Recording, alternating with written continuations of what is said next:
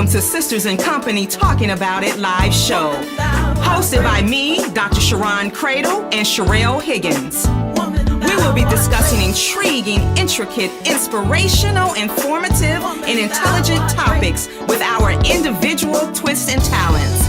We will present real stories, real solutions, and engage in real talk. So we invite you to be our company every Sunday afternoon at 3 o'clock p.m. as we focus on transcendent thinking that will move you forward. You become the company you keep. What company do you keep? Oh yeah, we are biological sisters by way of the south side of Chicago. So get ready to keep company with us and our guests as we talk about it.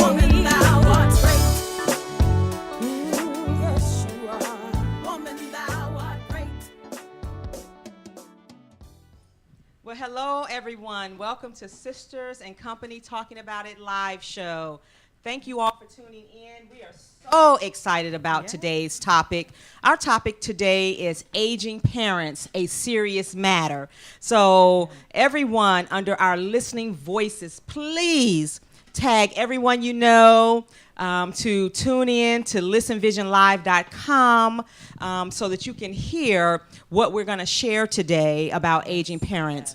And we know that our guest here is dealing with it firsthand, but you may be dealing with it. And so we would ask you to call in at 833-202-TALK if you have anything that you would like to share or if you have a question. Yes, and so... Yeah, exactly. So as you can see, Sherelle is not here. You know, she always calls Jalen, my nephew, her boy. Her boy is out playing soccer, so she's on mom duty, which she should be. Absolutely. And so, as you know, we have our wonderful, wonderful co-host, Walita Hawkins, here with us today. Thank you for being here, Walita, and always filling in. Walita is a friend's friend. You all don't even understand. A friend's friend, and we kind of talked about that one time when she was on the show about friendship, but she really shows up for everybody, and that's just another whole conversation. Yes. And so our guest here today is none other than the fabulous, my soror, Nikki King Martin. And she is here to have a conversation with us about aging parents. But as we normally do, we always start out with scripture because that's so important. It is Sunday. Right? Amen. And so our scripture for today is Ephesians 6:2-3. And it simply reads, honor your father and mother. This is the first commandment with a promise. I love that part. With a promise that it may go well with you and that you may live long in the land. And there is no contingencies. There's nothing about what they should have done or shouldn't have done. The directive, exactly. The directive is for us to honor our mothers and our fathers, right? Hey. Yeah. And I don't know if you all want to say anything about that. I want to read the Amplified version. It was so powerful. It says, children, obey your parents in the Lord. That is, accept their guidance and discipline as his representatives. For this is right, for obedience teaches wisdom and self-discipline. Honor, esteem, value as precious your father and your mother, and be respectful to them. This is the first commandment with promise, so that it may be well with you and that you may live a long life on the earth. That is, amen. Be respectful of your parents. Yes. Exactly. Yes. And it's about your mindset, right? It's about, you honoring your commitment to God. Absolutely. And that's just the bottom line. And it reminds me of, this whole topic about forgiveness. Forgiveness is not for the other person. It's for you. And this is what this is about when you're honoring them. And so we know that everyone, and one of the things we're going to talk about is the relationship, but everyone doesn't have good relationships necessarily with their parents, but that's irrelevant. That's irrelevant. Because the word says, it didn't say you got to have, exactly. That's right. Honor your parents. Honor your parents. That's right. And so So we're going to start there. Yes. And so one of the things I wanted to share when I was doing my research, you all know I do research. I'm always prepared. Right. In the United States of America, when we talk about seniors, and it really doesn't matter because parents could be younger and they can get sick. But what we're talking about is our seniors, right? Yeah. And we're defining seniors as 65 years and older in this country. Right now, there are roughly about 46 million people age 65 and older. And you already know in the United States, we have a little over 330 million people in this country. So that represents about 24% maybe of the population. And by 2060, there are going to be 98 million people aged 65 and older. And that's because, and that is a lot. And that's because we do make a commitment to try to take care of ourselves a little better and with modern technology and everything. So people are living longer. And so without further ado, I asked Nikki to come on to the show because I remember, Nikki, when we first aired, I think we were talking about Wills and Trust. Yes. And I believe you called in and you were making comments, and I was like, we got to get Nikki on the show. And so, Nikki, introduce yourself to our audience. Tell us, your name. I already know your name, who you are, all the good stuff about you. Yes. Hey, everyone. So, yes, my name is Nikki King Martin. First of all, I always say, because here are the titles that my titles that I uplift to. First of all, I'm a wife. I am a mom of two beautiful daughters out there, Michaela Milani. Yes. I am a volleyball mom. Yes. I am a basketball mom. I am a momager of those two teenpreneurs, right? Yes. I'm also an entrepreneur. Yes. With all of that, now let's add on the new role. Yes. A caretaker. Caretaker, exactly. Right? Mm-hmm. So with that, now as I look at both my parents, so when you're talking about the age, my dad is 83, will be 83 July 1st. Wow. My mom is following right behind that. I am now the caretaker. I had to step out of that corporate world arena because I was told that let me first say this, both parents and being the only child. That's what I'm going to say that. That's the important. Only and tell them where you're from. I'm from Indianapolis, Indiana. Yes. Wow. Yes. So me and Sharon have that Midwestern connection yes. out there. But being the only child and being given the notice that, hey, your dad is needing 24-hour care. While at the same time, my mom is being admitted into long-term care. Right. All in the same month. Wow. You know, when you're like the only child, but did I see the signs? And let me first say, but my dad has been diagnosed with Alzheimer's. Yep. And my mom has been, and I'm going to be very transparent because I want people to understand that this might be happening to you and you don't know that. But the official diagnosis for my mother was basically in the later stages of what's called alcohol-induced dementia. Okay, alcohol-induced dementia. Right. And so before you go on, because this is going to be just a profound conversation, right? It's going to be great. We're just going to talk some real talk. You all know how we do on this show.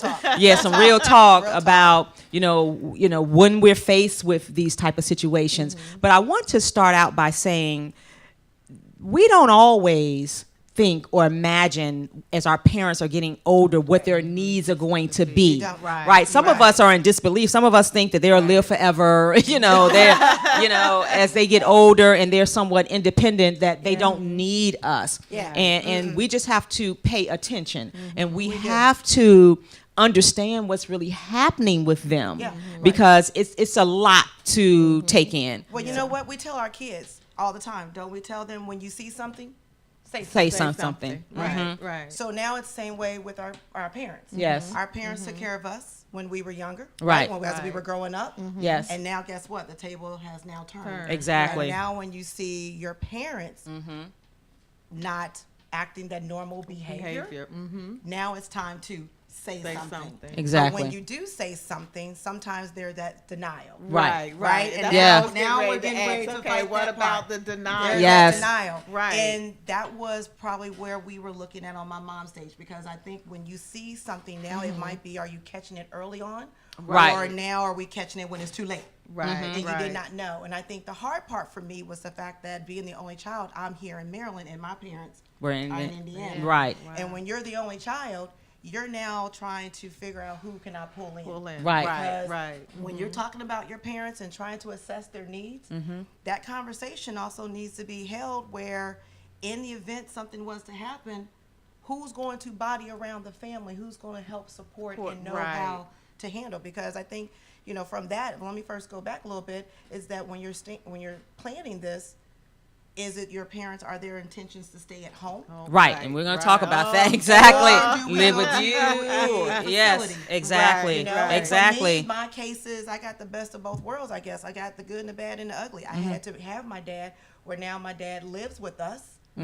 Yet we go back and forth to Indianapolis, but then yet my mom is in long-term care. We had to go that route. Right. So I got them both ways. So let's talk about, you talked about the signs, but let's talk about, what happened. What was the first information you received about, what was happening with your parents? Did it come from your dad? Did it come from when you were visiting? And what was that conversation like in terms of making the decisions that you had to make? I think there was really not a conversation. I think it was about the actions and the behavior. Okay. And if I can say that even when I was in college, I guess it really didn't click until later on when I saw the behavior with my mom was not so happy. And versus with my dad, I think it snuck up on us immediately after when she went into long-term care. So your mom has alcohol-induced dementia, and your father is Alzheimer's. It's Alzheimer's. Okay. Yeah, which they go relate hand in hand. Yes. It's all about the behaviors in them. With my mom was the stage of, and I'm be very transparent because I want people to understand this. I know at first I thought I was the only one going through this battle. And for a while, I never talked about it. I never said anything about it. I thought the word alcoholic was only in my family. No, oh goodness, no. I'm going to be transparent because this is where it went. And I will say that I didn't really understand what an alcoholic was while I was in college. And I will say why, because my dad was shielding me from it. He shielded you. And parents do that. Yeah. And I did not know that. And I'm putting that out there because I didn't understand a lot of it then like I do and understand the research I do now. So with all of that behavior was my mom, it was combative more so, very argumentative. Yes. You couldn't get things from her. And had I known the signs that I know now, that was that early on stage that was coming on because it went well after the drinking had stopped. Correct. Oh, okay. Yes. Okay. Yes. So what you have to understand now is, and I thank God for I have an awesome aunt who's also a soror, my Aunt Deb. I had to go to her for her to dissect the lingo for me because she's a nurse, right? So I had to understand, what does this mean? I'm doing research, and why is this and why is that? And she knew it. She knew that. So when I say that alcohol-induced dementia is the aftermath, may have stopped the drinking, the alcohol, but the aftermath. So it always says, be careful in how you take care of your body now. That's right. Because what can come back to you afterwards. Wow. That is the alcohol-induced dementia, where now the alcohol has already set in, where you're eating up the brain and the brain cells. And that is where we were at that combative stage. And granted, like you said, these are my parents. Right. I'm dealing with it. And it's not like I thought I grew up in. I'm like, okay, maybe alcohol doesn't play a role in your family. But it does in mine. It did in mine. It did. And that was, I'm talking about my parents here. Right. But that was the stage where I had to really understand and why my mom was the way that she was. And we could not get to that point. And so when my dad was home with her, there were a lot of falls. There were a lot of accidents. And that did not realize that while I was not there, my dad was the one tending to her. Right. So if she failed, he picked her up. Exactly. And took care of her. And that happens with a lot of families. They're married, they're in that house, and then the physical and health, the toll that it takes on the caregiver. Yeah, right. And I will say then once my mom, so I will know, I just remember that while I was on the road, I was traveling. And so you're talking about the signs, the phone calls were coming into me. Thank God the church had their phone number, had my phone number. They called, they saw signs.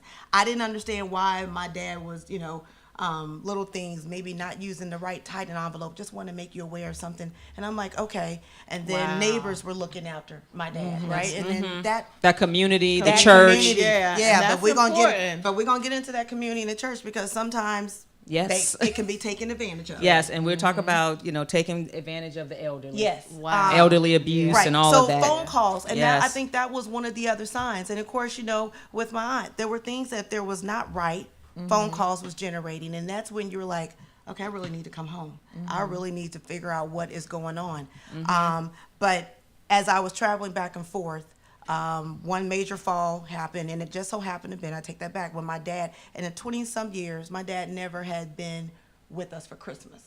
And it took, and I will say, in the midst of all of this, because, he was always at home, and, we're here, and but there were times where my mom had mobile doctors that was coming to visit her. And once you get to that stage where she said, I no longer want them here, she got to voice her opinion, because at this point, we did not have power of attorney.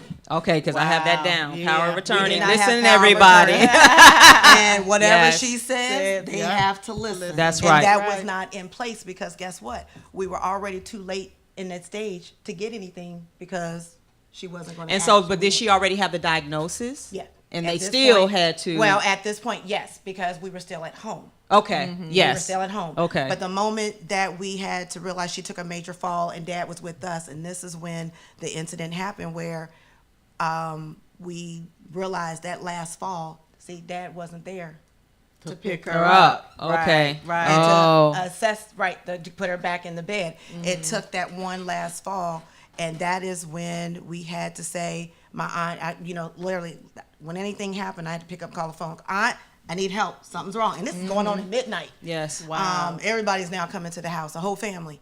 And I never forget, but my uncle, who was the one helped identify that lived upstairs, and said, this is what I heard and this is what happened. But to make a long story short, we end up finally getting her into the hospital. And this is when we finally said, my aunt was there and said, this is it. This is where we've been through. Look at the history. And if the doctors took the time to look at that history, how many times she's been in and out of the hospital, and look, and again, the history. Documentation is the key. Yes. Documentation Got to get it is documented.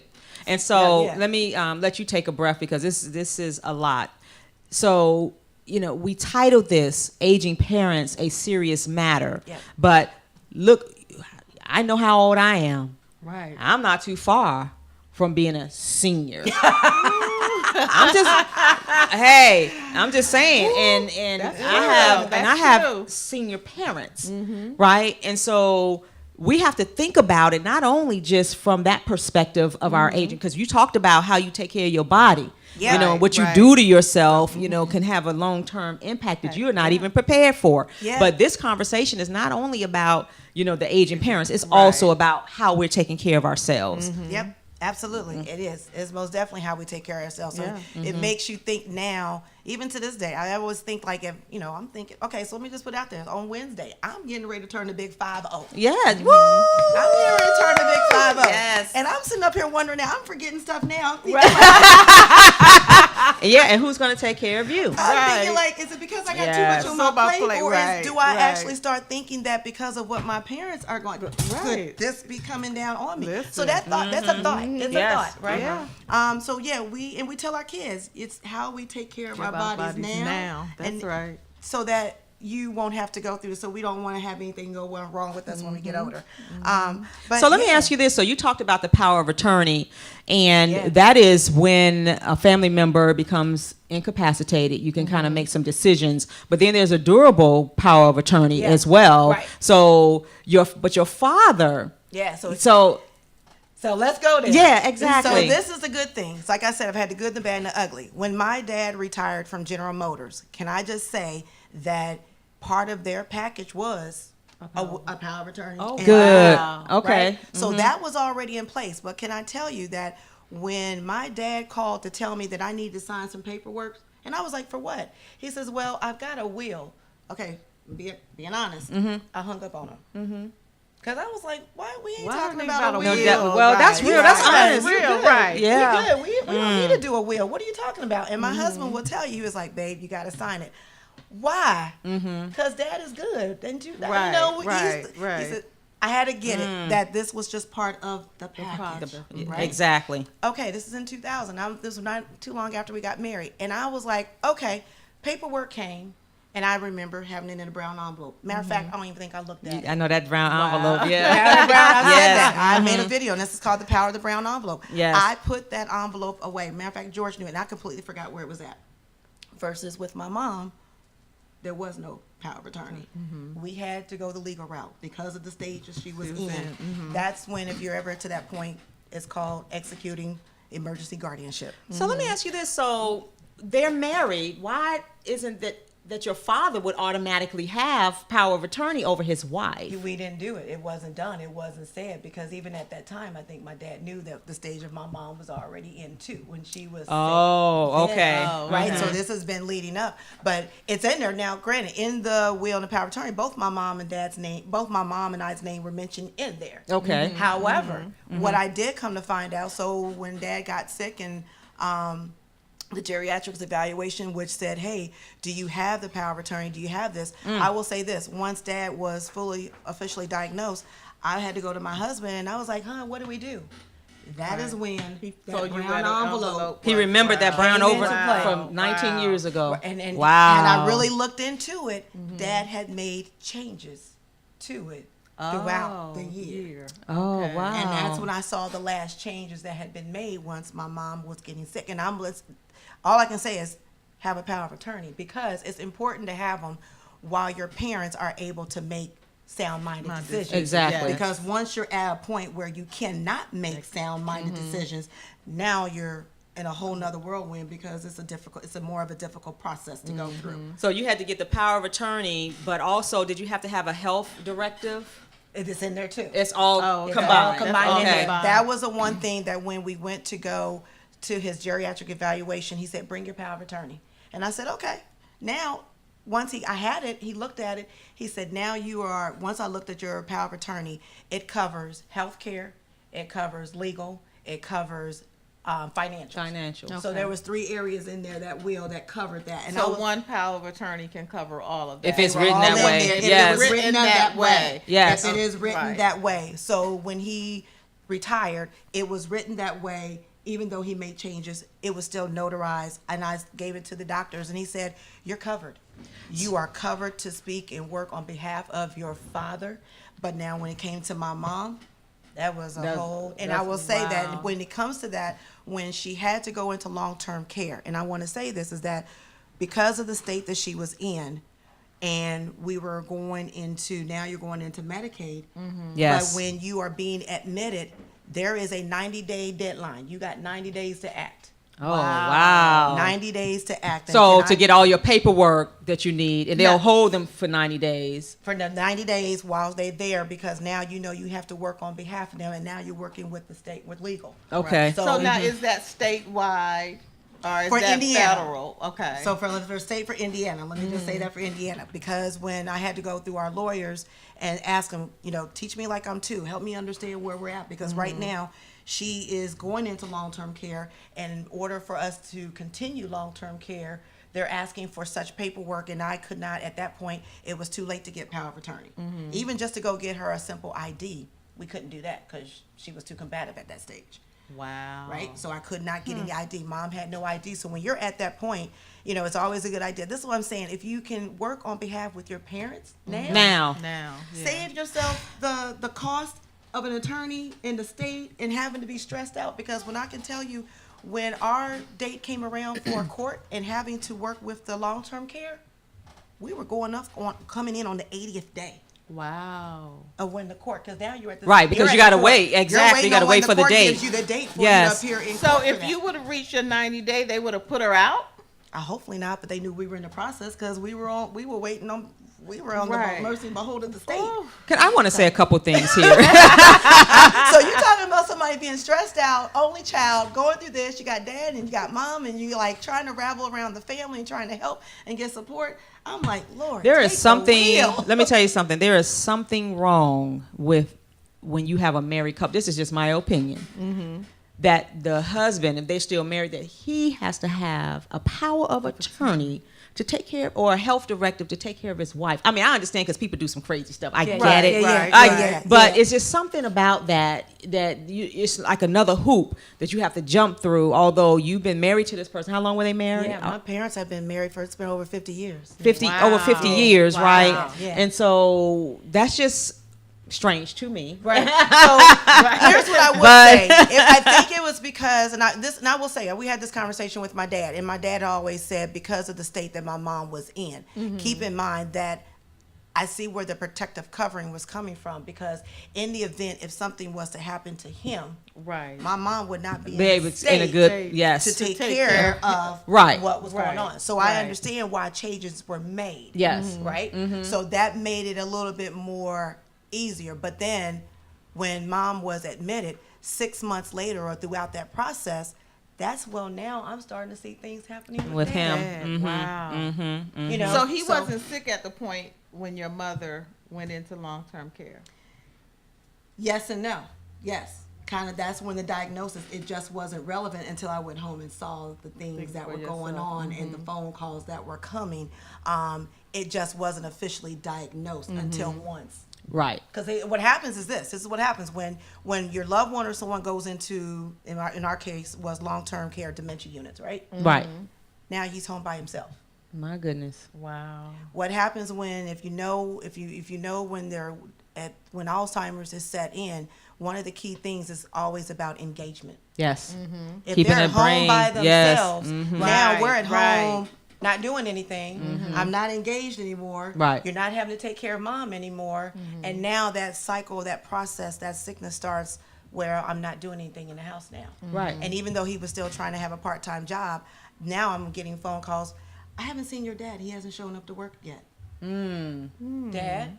But yet, when you're talking to him, it's all about a good game. But he was talking fine on the phone. But in essence, there were times where either he wasn't getting to work, he was going to work late, or he forgot where he was going. Yes. Oh. Yes. Yeah. So now that one taking care of my mom is now gone, and now he's sitting at home trying to stay active and trying to do things outside. But there were things that was just starting to spiral, and that's when I had to start getting in and Getting figuring involved. out. So let me say a couple things to our listening audience, particularly those of you who are on our social media feeds.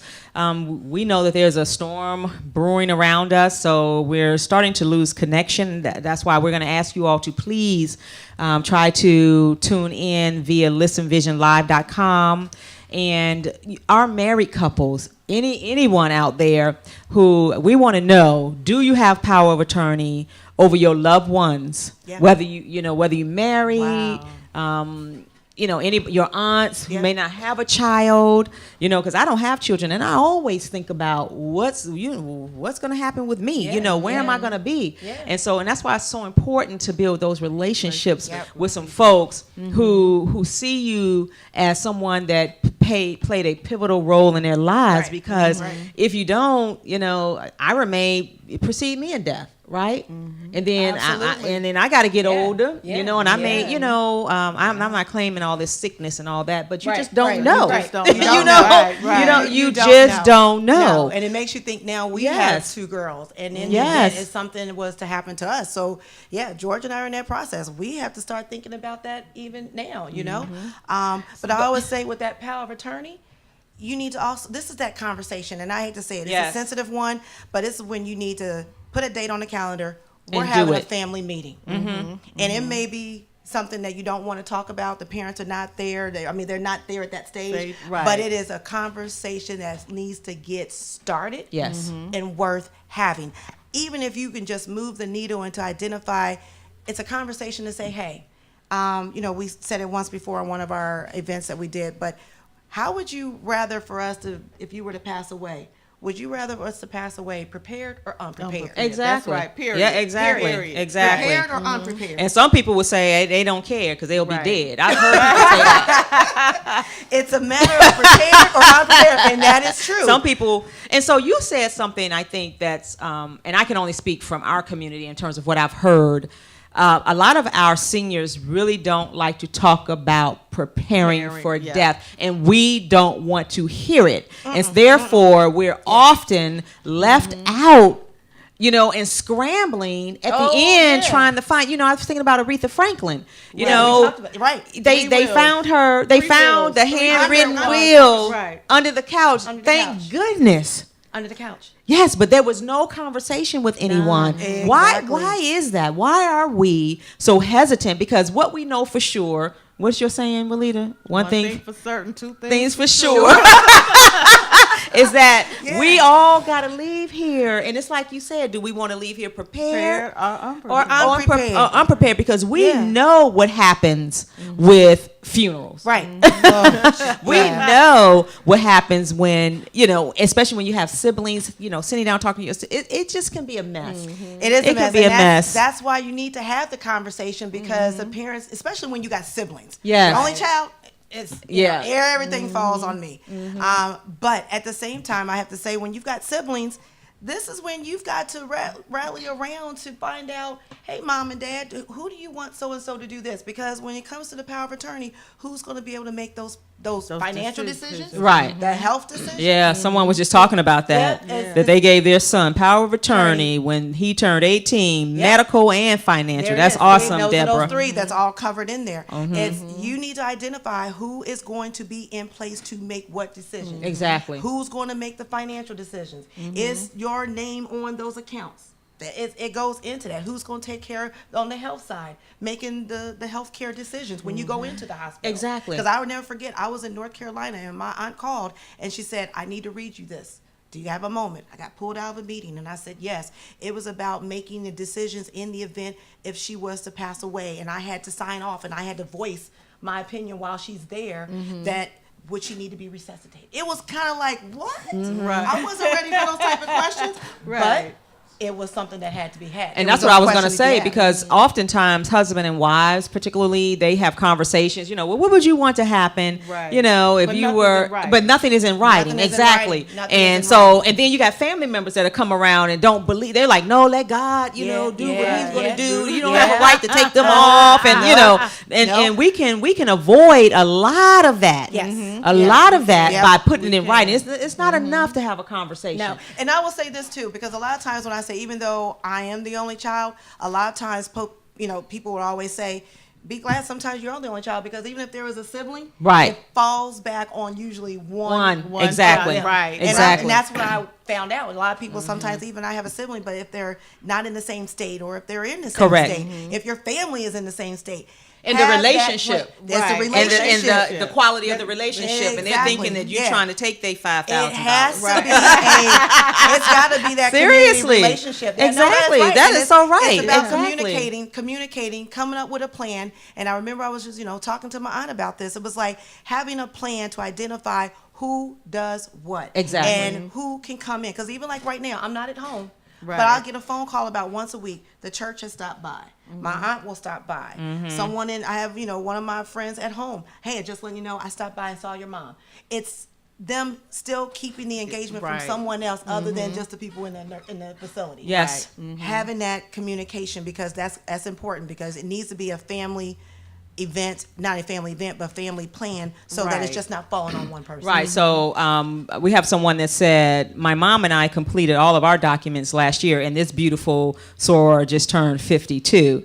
I'm so grateful because now we have peace of mind. Right. Yes. Thank you for that. She said this is a very important conversation. Yeah, it is. And one of the things about, particularly when you're the oldest or whatever role you play, because the youngest could be the one, right? Yep. But I know for my mom, I've just started saying little things. Yep. And it's a broken record. And the broken record is, after a while, you're not gonna have a choice. That's right. You ain't. You don't. And so after a while, you may not have a choice, right? Because some decisions will have to be made. We're also getting up in age, right? Exactly. Right, and you're all the way in Chicago. My dad is remarried, but if my stepmom precedes him, so all these conversations, all of these conversations have to be held, and it cannot be, well, it's over there, or we'll talk about it next week. No, and like you said, it's like baby steps, chipping away. It is. And It's taking a baby steps. If exactly. you've never had that conversation first, and if you haven't, just started talking about it, use this platform that we're talking about right now. Exactly. Use this as a platform and say, this is where we need to be. We need to start having these conversations. And I'm not saying, even if it's at the dinner table, it's Right. it's got to be. Or even if you know someone that's gone through it, use us as the platform. But you mentioned something where you said peace of mind. Yes. And I think I told you this.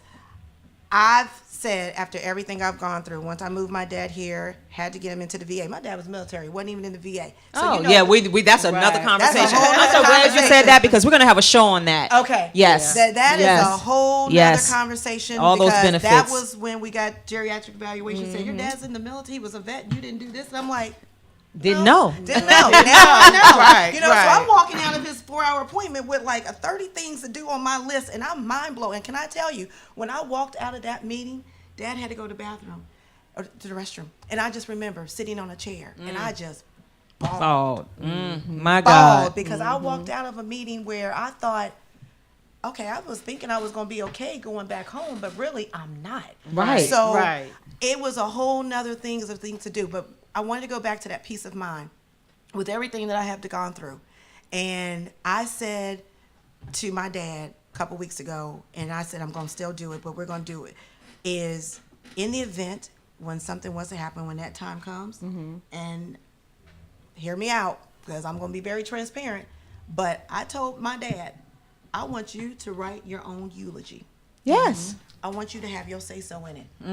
I want you to tell me in your own words, in That's your own powerful. handwriting. I want you to tell me what you have, because for one thing, Dad loves music, and if anybody knows my dad, when he goes to church, he is all in his music. He loves music, tapping of his hands and the tapping of his feet. Yes. But I said I'm going to give, our church has a document where we write down things. We have this document that's just for how to put down things that your favorite music, your favorite scripture, your family names, right? Yes. Okay. Yeah. But it's the same thing too that you can get from a nursing home.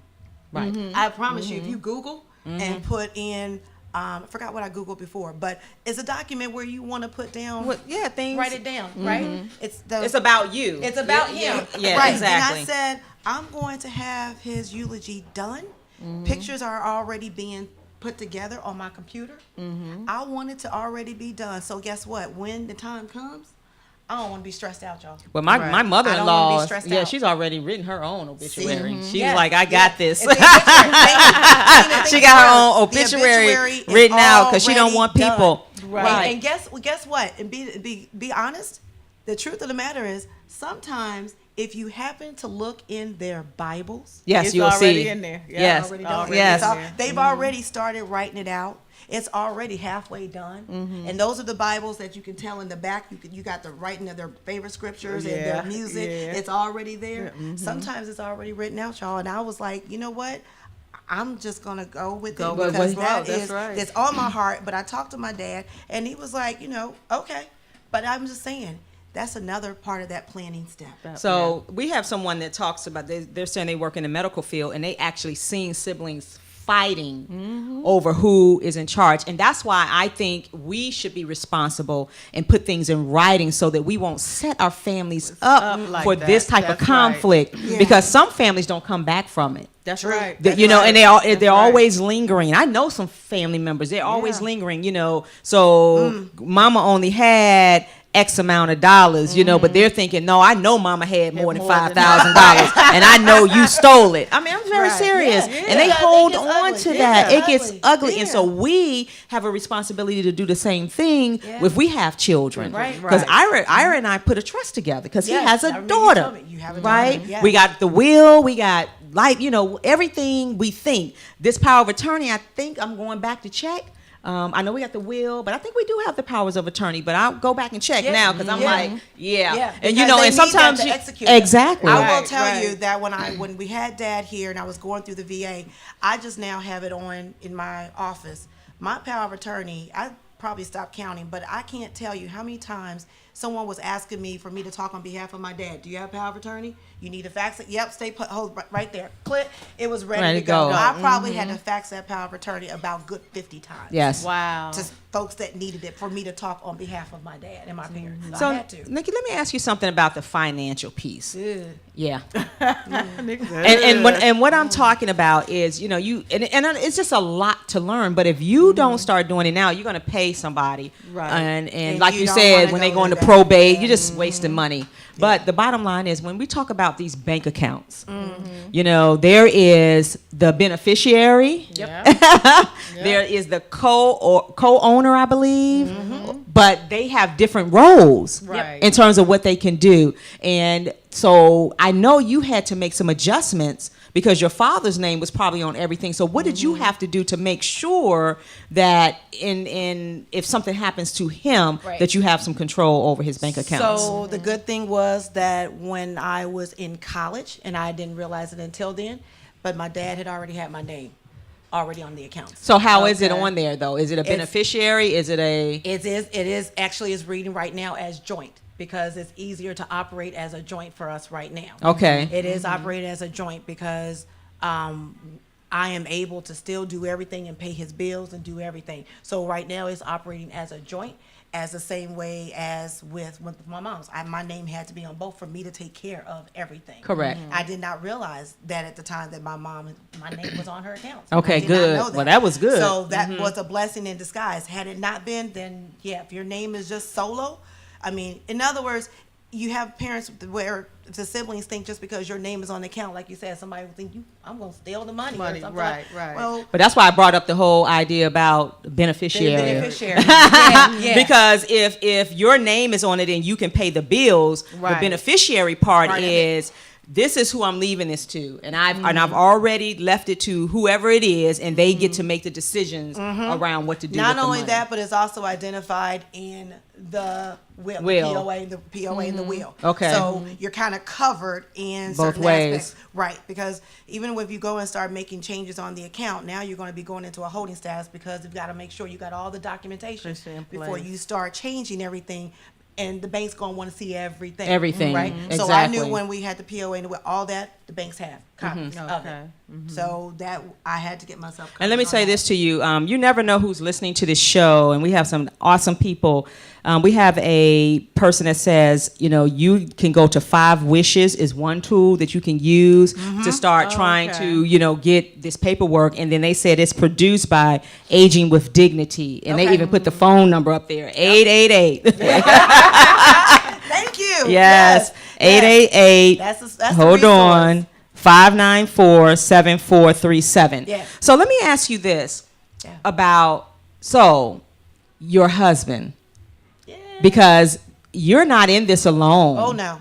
You were married. You have a spouse. So how was that transition, and what kind of things did you all talk about in preparation for that? And are his parents still alive? Okay. And Yes, so they are. give us some We've feedback. as a result of going through this, even my in-laws, we've had this conversation that even now they need to do this thing. Matter of fact, it wasn't until we were talking about my dad not being in the VA, we come to find out that my father-in-law was Was not not- in the VA. Yeah, we gotta And have a now conversation about that. And Yeah. we're starting we started it one at our church, so I'm going to let you know when we have our next one. Yes. But now, as a result of that, so now I'm helping my mother-in-law to get my father-in-law in the VA. Yeah, As those far as- benefits. yes. As far as my husband, this is a family involvement. Yes. Because when I had to pick up the phone, bawling and saying, "Hun, this is what's going on, and I don't get it." I will say that when I actually packed up Dad to come and stay with us for a while, that was what I was thinking. Yes. I'm like, "Hun," my husband was like, "Pack up what you can and get your dad here. Yes. Just pack him up and we'll Get him work here. at That's it. awesome. We'll do Work what it. we That's had to do." awesome, yeah. But understand that didn't come easy because No. now we're talking about job transitioning was going on at the same time. Yes. And then Dad was getting sick. Yes. Mom was already in long-term care.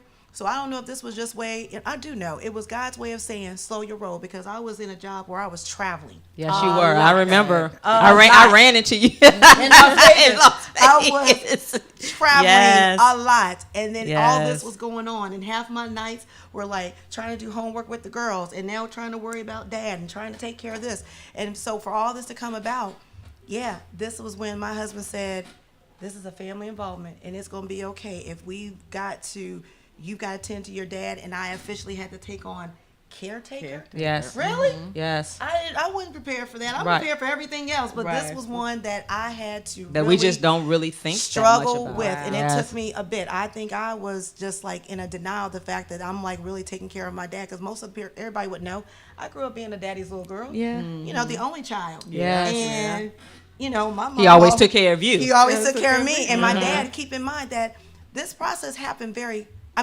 quickly, to the point where Dad was always coming to us in the summertime to take care of the girls. Right? Yeah, that's right. He did. was always here during the summer.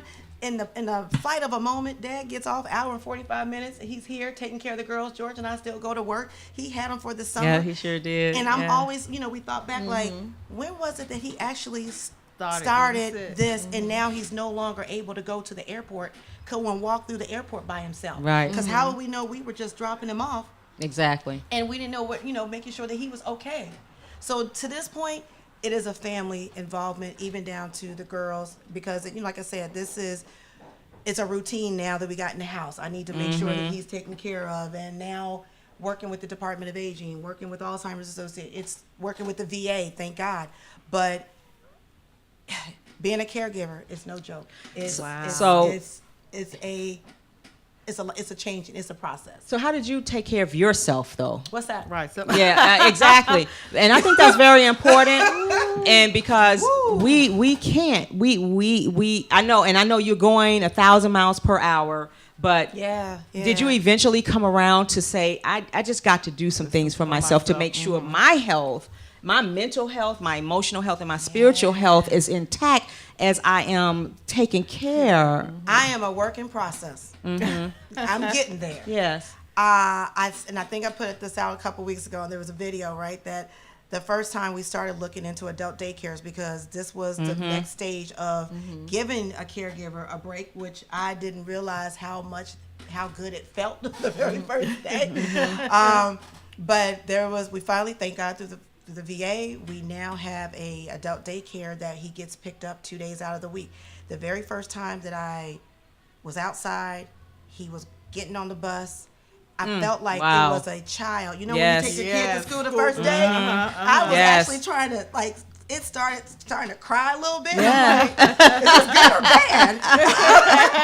And so once he got there, and then I walked in the house, shut the door, and I was like, wait a second. what am I gonna do? Is this for real? It's for real, exactly.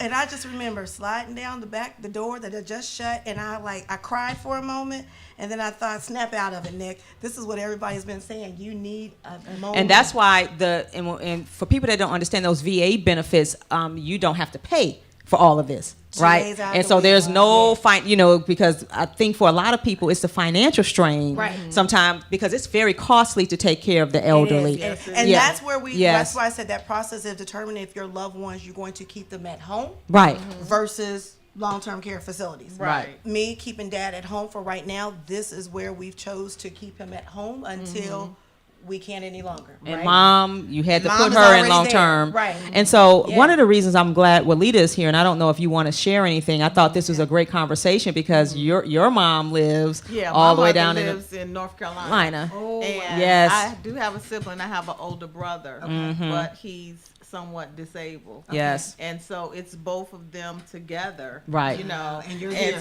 And I'm here. here. You know. And so she's having some health challenges, and so next month I'll be going to North Carolina, and these are some conversations that I need What's to the next have with step? her. What's the But next step? we started having these conversations, and because not only do I have to look at who's going to care for her, who's going to care for my brother. That's right. Because Yes, he's basically there caring for her now Now. to the best that he can. Correct. And she's Right. still able Yeah, to care she for can, herself yes. a bit too. Yes. But at some point, these are some real conversations, and I have extended family that helps a lot, and but for real, this was an eye opener, for me. It's those conversations or the things that you think of, like right now, even to the point where I have to think about, like, our house, my parents' house. Yes. You know, That's I a had whole to look into yes. that. Yes. Because I'm just gonna say this, and this goes, you know, and hopefully, we get a little bit of time, but I had to We're really about look, 6 minutes. Okay, I had to look into when we talk about you got to trust. That's Right. when you got assets. That's right. You need to protect. You need to protect your assets. So I had to look at the way how our house was. Someone said, Nick, you need to take a look at how the deed is. Oh, okay. Looked at the deed. It was better for that was suggested that put your name on the deed so that in the event to help bypass probate. But keep in mind, based on the states, Right. you now have to make sure and be mindful of everything that you do when you're under a power of attorney, because there's what's called a 5-year look back. Right. They do. They that sure 5-year do. They look back to can see. see Yes, that exactly. Was your right. name on there 5 years ago? Yeah. 5 years ago, or yes. you just now doing it? And the So money, they you- do what the money, and they but the do money, with too, especially so when they you go into gotta long make sure term. the things that you're Yes. doing that's in the benefit for your parents, Yes. that you're doing the right thing. Yes. And that because, for example, being transparent, I was just talking to mine about this. I know for a fact that my parents' house was free and clear. Yeah. It ain't no more. Because somebody did something. See, this is So what we're when talking that about. comes- Exactly. I'm being honest. I'm being Well, real. that happen. People talk about that all the time. Yeah. I heard Yeah. a radio Yeah. personality talk about when his father died.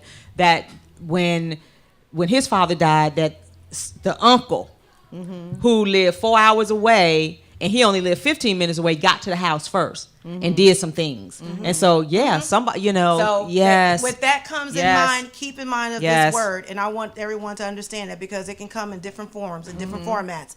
But as our parents are getting elderly and when they're by themselves, we have to be mindful and be aware of what elderly abuse looks like. exactly. Because I've been through the good and the bad and the ugly with And that. shame on you for And elderly I abuse. will Shame tell on you you. that when that happens, when your parents are not Yes. making sound-minded decisions. Decisions, For my dad looks great. My dad's in physical health, yes. but up here, it's where you can have a conversation and dad won't even know that he just talked to you 5 minutes ago. Right. It's that memory. So can people take advantage of that? Oh, easily. Yes. Yeah. Very easily. And it can be easily done because, like I said, when no one else is around, it's easily for them to manipulate them and then get them to do things that they want. And Right. keep in mind, they study their habits. Yes, they Right. do. They Right. study them. Yes. And that's what I had to finally become aware of. So can I just say that was a good reason why one of the benefits that I learned was I'm glad my name was on those checking accounts. That's right. Because I did start seeing some activity that was not of him.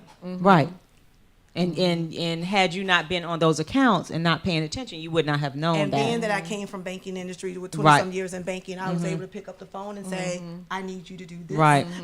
Right. And right. knowing that once they had the power of attorney on file, then I was able to go through a quicker process. Right. And what happens is people will say, well, I don't want any problems in the family, don't do anything to them. I'm like, no, you're going to be held accountable.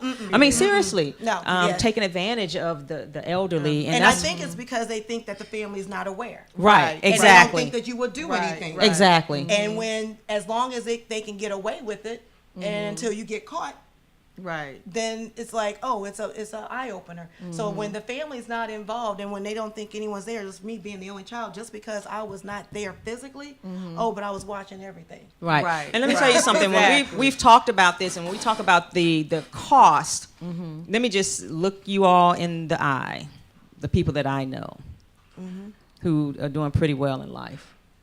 If they say that it costs too much to get a trust, I'm like, no. It's Because gonna we cost you carry that much. $2,000 pocketbooks. We go on vacation. We do everything we want to do, but right. what is the right thing to do. So even if you have to save up, get on a payment plan, Do you need to whatever. do what you need to have do to. because these GoFundMe accounts, it's just not a good look.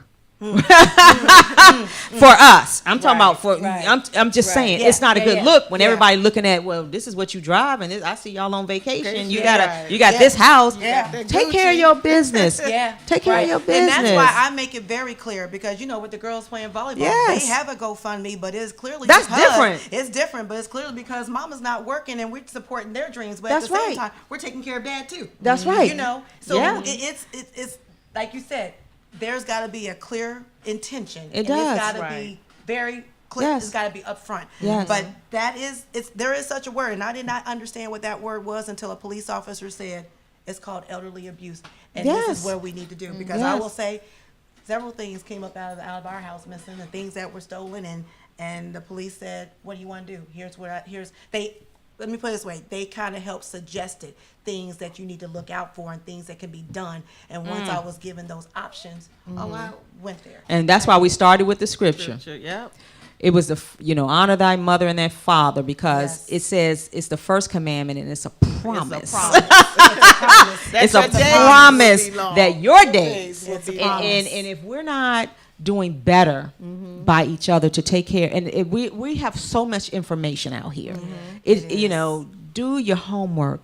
Get your paperwork in order, because we are all getting there too. What is your paperwork looking like? We're talking about our parents, but what is yours looking like? And where have you started? And what's Where the are you starting? conversation? Exactly. Yeah. And bless you though, Nikki, because it's a selfless act to say, okay, and your husband, God bless George, that gentle giant. I know that you can stay home for the most part. For the most part, for the most right part, now, right. to take care of all of this stuff you have to take. Your daughters, take care of him, take care of the household. Yeah. Make sure your parents' house, take care. Yeah. Go Even check like on this your mom morning, and your we had daddy. crazy schedules. Yes. George says, I got dad. Took him to church. Exactly. As long as we get them ready. So there's a routine. There's But a it's about routine. a family involvement. It's family involvement. And I'm going to tell you, this is such a serious conversation, because we just hear it all the time. And the only thing we say is, that's a shame.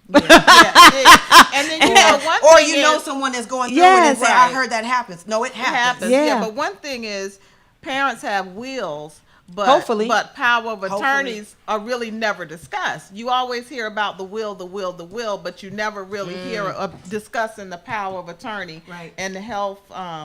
And the power of attorney is that we're keeping in mind that has to be done while they're right now in In their their right right Mind. their You right have to mind. do that. Yeah. 'Cause And afterwards- wills, and people don't really have wills, but we have to wrap up. The engineers wrap it up. I know. This is such a great conversation. Yes, and yes. and it's so very important. So you will continue to come back to this conversation, Yeah. because sometimes people have to hear things multiple times in order to take action. And I did. Yes, and so Yeah. thank you, Nikki, for your transparency and being real, because everybody probably Right. goes through something Remember, like I said that. I wasn't like that. I Yeah. was not at this stage. Several That's years right. ago. I had to Exactly. get into it You and had to get understand. there. And Yeah. thank you, everyone, for listening you all. in. Thank you, We'll see you everybody. all Thank next you, thank week. you. I hope you got some nuggets from this conversation, and that you're going to take action.